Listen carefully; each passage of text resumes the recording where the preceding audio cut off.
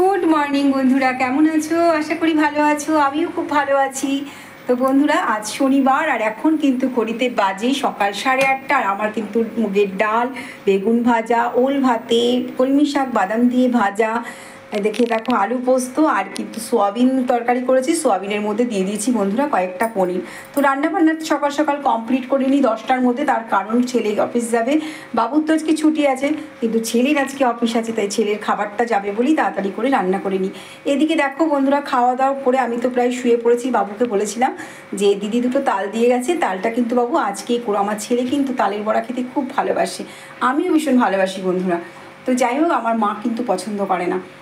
তো বাবু তালটাকে দেখো যখন ছাড়িয়ে বাবু ঘষে দিচ্ছে, কারণ আমার আর্থ্রাইটিসের ব্যথা আছে, আমি এরকম ঘষতে গেলে আমার হাতটা ফুলে যায়, তোমরা জানো। তো সেই জন্য আমি ওটা করিনি। বাবু বললো সন্ধ্যাবেলায় সবাই মিলে আমরা বড়া করব। তো যাই হোক, দেখো বন্ধুরা, বাবু তালটাকে ঘষে দিচ্ছে, আমি একটু ভিডিও করে নিলাম। আর এইবার তালগুলোকে ভালো করে একটু বাবু জল দিয়ে ওগুলোকে একটু নরম করে নেবে, মানে তাহলে না ঘষতে বেশ সুবিধা হবে। আর কি সুন্দর লাগছে না তালের আঁটি, বলো তো বন্ধুরা। এই তালের আঁটি আবার জানো তো, যখন লক্ষ্মী পুজোর সময় এই আঁটিটা রেখে দিলে তারপরে বেশ এই আঁটিটা কিন্তু আবার প্রসাদে মানে দিলে খুব ভালো হয় আর খুব ভালো লাগে। ছোটোবেলায় আমরা এই তালের আঁটি কেটে যেটা ভিতরে একটা শাঁস বেরোতো, আমরা কিন্তু খাওয়ার জন্য খুব বায়না করতাম, জানো তো। তো দেখো তালের কাঠটা বের করা হয়ে গেছে, আমি টেবিলের উপর রেখে দিয়েছি। বাবু হাত ধুয়ে এবার বাবু অন্য কাজে চলে গেছে, তোমাদেরকে দেখাচ্ছি। এই দেখো, বাবু কোনো সময় বসে থাকে না। এই দেখো তালটাকে এগুলো করলো, করার পর বাবু চলে গেছে ব্লিচিং ছড়াতে। কি বলবো বন্ধুরা, এত স্লিপ হয়েছে না আজকে সোনাকে নিয়ে, আমি একদম সিঁড়ির সামনেটায় আমার পাটা স্লিপ করে গেছে। তো বাবু সঙ্গে সঙ্গে দেখো ব্লিচিং দিয়ে দিয়েছে। তারপর দেখো রাত্রিবেলা চলে এসেছি, রাত্রিবেলা এসে এই দেখো দুজনে মিলে নেমে পড়েছি কোমর বেঁধে, একদম গল্প করতে করতে দুজনে একদম তালের বড়া বানাতে বসে গেছি। এখানে ময়দা, সুজি, চালের গুঁড়ি, চিনি, যা যা লাগে তোমরা সবই জানো, সেটা আর বলিনি। তো ব্যাটারটা করা হয়ে গেছে, এবার কড়াইয়ের মধ্যে তেল দেওয়া হয়ে গেছে, তেলটাও গরম হয়ে গেছে। আর এইবার দেখো বন্ধুরা, ভাজা বসিয়ে দিয়েছে বাবু এক খোলা। ভালো, বাবুকে বললাম তুমি প্রথমটা ভাজো, কারণ যদি আমি দিই না ওঠে। তো সুন্দরই হয়েছে বন্ধুরা, দেখো। তারপর কিন্তু আমিও ভেজেছি, লাস্টে কিন্তু মিমিও ভেজেছে, কিন্তু মিমি বলেছে মা আমাকে তুমি ভিডিও তুলবে না। নতুন জিনিস করতে গেলে না সবাই মিলে, দেখবে বন্ধুরা, পিঠে এটাও কিন্তু সবাই মিলে, বড়ি দেওয়া, কিছু কিছু জিনিস আছে সবাই মিলে করলে কিন্তু ভীষণ আনন্দের সঙ্গে কাজটা তাড়াতাড়ি হয়ে যায়। তো দেখো আমি আবার এখানে চলে এসেছি, আমি একটু কটা ভাজছি। দেখো বন্ধুরা, যেটা পারি না শিখতে তো অসুবিধা নেই, সব কাজ সবাইকেই শিখে রাখা দরকার, তাই না? কারণ যখন ছেলে বলবে যে মা করে দাও, আমার নাতনি বলবে ঠাকুমা করে দাও, তখন কি করে করব যদি না জানি। এখানে একটু ভয়েস ছিল আমার আর বাবুর, বাবু খাচ্ছে, আর বাবুর এত গরম লেগেছে, এত কাজ টাজ করে গা ধুয়ে এসে তারপরে আবারই উনুনের সামনে এসছে গরমে। তখন বাবু দেখো খালি গায়ে বাবু দাঁড়ানো। বাবুকে বললাম একটা জামা পরো, বলে আর ভালো লাগছে না গো, প্রচণ্ড গরম। সারাদিন মানুষটা কাজ করে, তোমরা জানো, কথা বললে শুনবে না, কেউ বারণ করলে শুনবে না, মানে উনি এইসব নিয়ে থাকতে ভালোবাসে। তারপরে দেখো বন্ধুরা বড়াগুলো, আর পরের দিন সকালে বন্ধুরা, এটা রবিবার সকালবেলা, এখন ঘড়িতে বাজি প্রায় 7টা। তো দেখো দিদি আর বাবু দুজনে মিলে নেমে পড়েছে। এই সব বৃষ্টি হয়নি, জানো তো বন্ধুরা, শনিবার রাত্রে বৃষ্টি হয়নি। ব্লিচিংটা তো দেওয়া ছিল সন্ধ্যাবেলা, আর রাত্রে বৃষ্টি হয়নি, সেই জন্য আমাদেরকে আবার ভালো করে মোটর চালিয়ে জল দিয়ে ধুতে হলো। তো তারপরে মিমি দেখো যত জামা কাপড় ছিল মিমি ভিজিয়ে দিল, আর কাকা আর বাবু মিলে গেছিলো বাজার করতে। তো বাজার থেকে দেখো বন্ধুরা তরকারিটা কেমন কালো মতন রং দেখে আমি আর খাইনি। আসলে কি বলো তো, কথায় বলে আগে দর্শনধারী পরে গুণ বিচারী। বন্ধুরা, আজকে রবিবারের জমজমাট বাজার। জমজমাট বলতে কিছু না, রেগুলারই মাংস ভাত আর কি, বাঙালি যেটা হয়। তো দেখো আমি এখানে আজকে শাক করবো রান্না। এই যে শাকটাকে ভালো করে কাটতে পারিনি, এই যে গোড়ার থেকে কিছু পাতা বেছে দেবো, আর এই যে শাকগুলোকে আমি আলাদা করে কেটে রেখেছি, এগুলো কাটবো। আর কালকে মিমি উপোস করবে, কালকে আর বন্ধুরা আমি উপোস করবো না, নিরামিষ খাবে মিমি, তাই জন্য মিমির চাপনি ওকে একটা নিরামিষ তরকারি করে দেবো আজকে, এই যে পটল দিয়ে আলু দিয়ে। আর আমাদের হবে মাংস, হবে ডাল হবে, কখন রান্না করবো, কত বেলা হয়ে গেছে। তো দেখতেই পাচ্ছ আমি একটুখানি পটল কাটা হয়ে গেছে, আলু কাটবো, আর মাংসের শুধু আলুটা কাটবো। এখানে এই যে পেঁয়াজ আদা রসুন সব নিয়ে এসেছি, মোটামুটি সব কাটা হয়ে গেছে, আর অল্প কিছু বাকি আছে।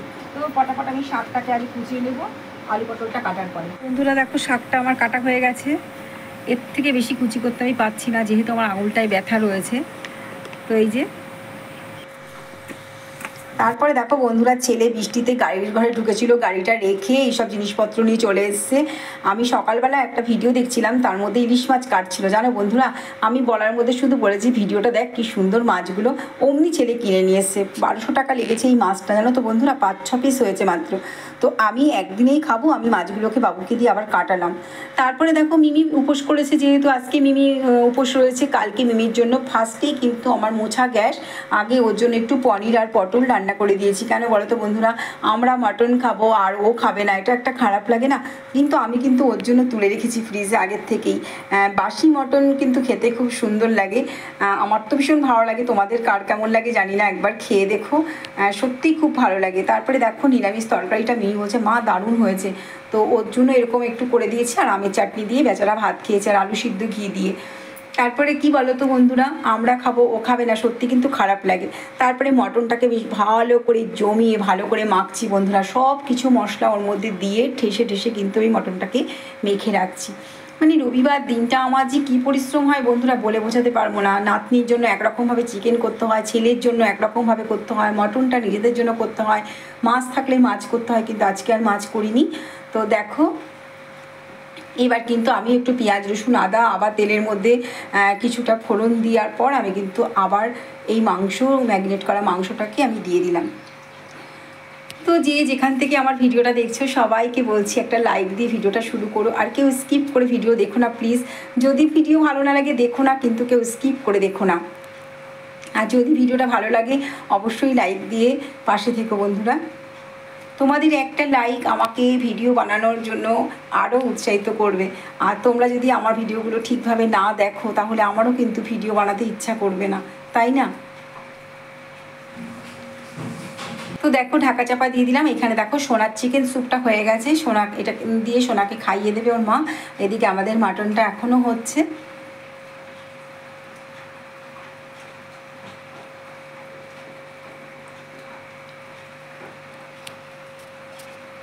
নতুন বন্ধুদেরকে স্বাগত, আর পুরনো বন্ধুদেরকে অনেক অনেক ভালোবাসা। আগের দিনের বন্ধুরা কিছুটা কিছুটা করে সব ছিল, আর পিসি দিয়েছিল ইলিশ মাছ ভাপা, কি সুন্দর হয়েছিল পিসির রান্নাটার। আমি যা যা রান্না করেছি সবটাই তো তোমাদেরকে দেখালাম, শেয়ার করলাম।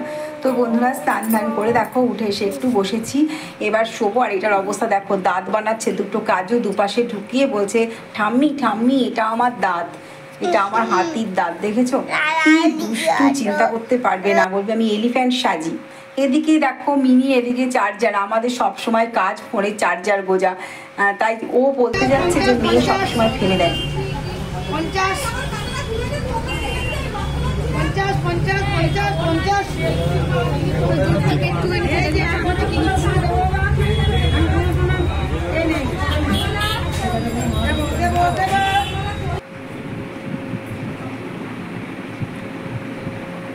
তো সন্ধ্যাবেলা ঘুম থেকে উঠে বন্ধুরা দেখো মিমি আর ছেলে একটু বেরিয়েছিল, ও পুজো করবে আজকে যেহেতু উপোস, সেহেতু কিছু জিনিস কেনাকাটা করার জন্য। আর এদিকে সোনার খাবারটাও আমি খাইয়ে দিলাম, সোনাকে নিয়ে যেতে দিইনি আমি। তারপরে রাত্রিবেলা দেখো ছেলে আবার মিষ্টি নিয়ে এসেছিলো। তো সবাইকে অনেক অনেক ভালোবাসা, ভালো থেকো, টাটা বন্ধুরা।